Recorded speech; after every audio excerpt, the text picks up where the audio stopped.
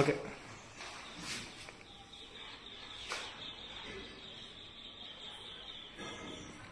Kothagudem corporation లో ఏదైతే సుజాత నగర్ మండలం ఉందో దాని పాత 7 గ్రామ పంచాయతీలని కొత్తగూడెం కార్పొరేషన్ పరిధిలో కలిపితే ఆ పంచాయతీలకు కార్పొరేషన్ పరిధిలో కలిస్తే నిధులు వచ్చి కార్పొరేషన్ డెవలప్ అయింది అనుకుంటే నిధులు రాకపోగా డెవలప్మెంట్ జరగకపోగా ఏదైతే గతంలో మండలం మొత్తం కలిపి 2 వైన్ షాపులు ఉండేటివి ఇప్పుడు ఈ కార్పొరేషన్ పరిధిలో కలిసేసరికి 4 వైన్ షాపులు అయ్యి గ్రామీణ ప్రాంతాలలో కూడా యువత చెడిపోయే ప్రమాదం ఉన్నది.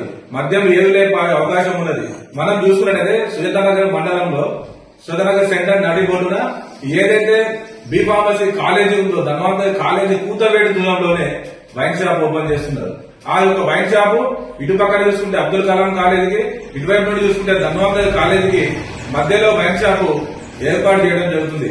గతంలో గ్రామ పంచాయతీగా ఉన్నప్పుడు ఊర్లో ఎక్కడో లోపల ఉన్నటువంటి వైన్ షాపులను ఈ రోజున కార్పొరేషన్ కావడం వల్ల నడి రోడ్డు మీద అంటే రోడ్డు పాయింట్లలో రోడ్డు సెంటర్లలో తీసుకొచ్చి వైన్ షాపులు పెట్టడం వలన అసలు మీరు యువతకు గాని ఈ తెలంగాణ సమాజానికి ఏం మెసేజ్ ఇద్దాం అనుకుంటారని చెప్పి ఒకసారి ఆలోచన చేయాల్సిన అవసరం ఉంది. పచ్చగా ఉన్నటువంటి మంచిగా ఉండేటటువంటి గ్రామీణ ప్రాంతాలలో ఈ మద్యం ఏవిలే పాలించి యువశక్తి మొత్తం కూడా నిర్వీర్యం చేసే కుట్రలు జరుగుతున్నాయి. ఒక్కసారి మనం గమనించినట్టయితే ఈ 2023 అసెంబ్లీ ఎన్నికల కంటే ముందు రేవంత్ రెడ్డి ఎన్నికల ప్రచారంలో భాగంగా ఎన్నికలలో హామీలలో భాగంగా ఏదైతే తెలంగాణ రాష్ట్రంలో కాంగ్రెస్ పార్టీ అధికారంలో తీసుకువస్తే మార్పు తీసుకొస్తాను. మార్పు అంటే ఏం మార్పు తీసుకొచ్చిందంటే గతంలో భారతదేశంలోనే 2వ స్థానంలో ఉన్నటువంటి తెలంగాణ 2వ స్థానంలో ఉండే మద్యం అమ్మకాలలో ఈ రోజు నేను తీసుకొచ్చిన మార్పు ఏంటంటే మొదటి స్థానంలోకి వచ్చింది. అదే రకంగా తెలంగాణని దేశంలోనే నెంబర్ 1 రాష్ట్రంగా తీర్చిదిద్దుతా, తెలంగాణను మార్పు తీసుకొస్తా.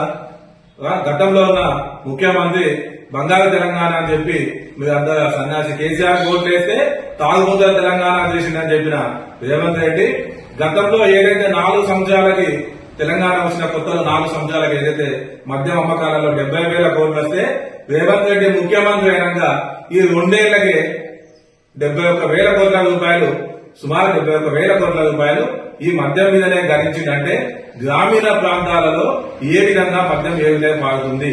తెలంగాణ రాష్ట్రంలో విచ్చల విడిగా బెల్ట్ షాపులు కొత్త బార్లకి లైసెన్సులు ఇవ్వడము ఇదేనా నువ్వు తీసుకొచ్చిన మార్పు రేవంత్ రెడ్డి అని చెప్పి ఈ సందర్భంగా మేము ప్రశ్నిస్తున్నాం. అదే రకంగా మనం చూసుకున్నట్టయితే తెలంగాణలో కాంగ్రెస్ పార్టీ అధికారంలోకి వస్తే పూర్తిగా బెల్ట్ షాపులు ఎత్తివేస్తా, దశల వారీగా మద్యం పాలసీని మార్చామని చెప్పి మద్యం మీద నియంత్రణ తీసుకొస్తానని చెప్పి 2 ఏళ్ల కాలంలోనే 71,000 కోట్ల రూపాయలు అంటే 20% పన్నుల రూపంలో పైన కూడా 20% పైన కూడా 56,000 కోట్ల రూపాయలు ఈ యొక్క తెలంగాణ రాష్ట్రానికి మద్యం మీదనే వస్తుంది. అంటే మద్యం అమ్మకాలు చేయబట్టే రాష్ట్రం నడుస్తుందా అని చెప్పి ఈ సందర్భంగా నేను ప్రశ్నిస్తున్నా. యువత ఖచ్చితంగా మేలుకోవాలి.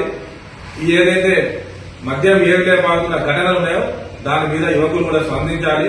గ్రామీణ ప్రాంతాలలో ఈ యువకులకి నేను ఒకటే చెప్పదలుచుకున్నా, త్వరలో జరగబోతున్న ఎన్నికలు ఏవైతున్నాయో ఈ పార్టీలు అన్ని చూసి కూడా యువకుల అధికంగా పోటీ చేసి ఈ పాలకులకు బుద్ధి చెప్పాల్సిన అవసరం ఎంతైనా తెలియజేస్తుంది.